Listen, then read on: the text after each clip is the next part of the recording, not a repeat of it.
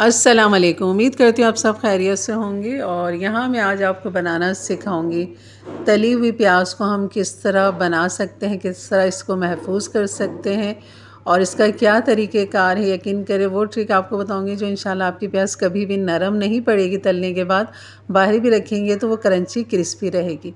शुरू में जैसे कि मैंने आपको 1-2 प्याज के टुकड़े डाल के दिखाए, तो तेल इतना ठंडा होना चाहिए, बिल्कुल हल्का नीम गरम। उसके बाद आपने सारी प्याज उसमें बारीक स्लाइस कटी हुई कटिंग बारीक आप काटेंगे।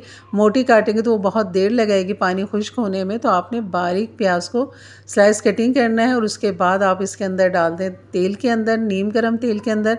फिर चूल्हे को आपने कर लेना है दरमियानी आंच पे। तो आपको स्टेप बाय स्टेप सारा जब आप देखेंगे एंड तक वीडियो को, तो आपको प्याज तलना कोई मुश्किल नहीं लगेगा।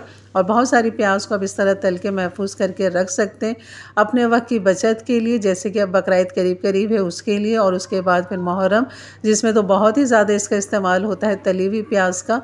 तो आपने ये कि आम रूटीन में भी तली हुई प्याज इस्तेमाल होती है, जिसको मैं पीस के भी रखती हूँ, साबुत भी रखती हूँ। तो यहाँ आप आज देख रहे हैं कि कितनी हल्की आंच है, दरमियानी से भी मैंने थोड़ी सी कम रखी है। और इसको बस मैं अब चमचा चलाती जा रही हूँ प्याज को, क्योंकि प्याज का जो अंदर इसका अपना पानी होता है उसको हमने ड्राई करना होता है।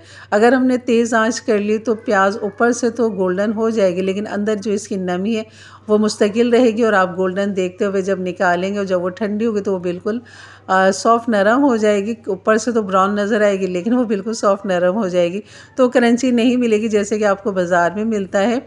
और यहाँ पर जो है अब प्याज को देखना है, मुस्तकिल में चमचा रुक रुक के चलाती जा रही हूँ ताकि प्याज ऊपर नीचे होती रहे। कमर्शियल के अंदर ये होता है कि जब वो तली हुई प्याज मतलब कि इस तरह की जो प्याज होती है, पहले डालने से पहले उसमें 1 टेबल स्पून कॉर्नफ्लोर डाल लेते हैं और उसको प्याज के साथ अच्छा सा मिक्स करते हैं और फिर इसको वो तलते हैं। उससे एक नुकसान ये होता है, मैं भी यहाँ यही ट्रिक इस्तेमाल करती, लेकिन मैंने ऐसा नहीं किया।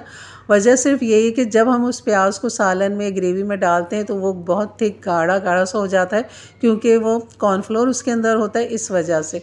तो यहाँ पे हमने कॉर्नफ्लोर का इस्तेमाल नहीं करना, डायरेक्ट ओरिजिनल प्याज हमने बनानी है।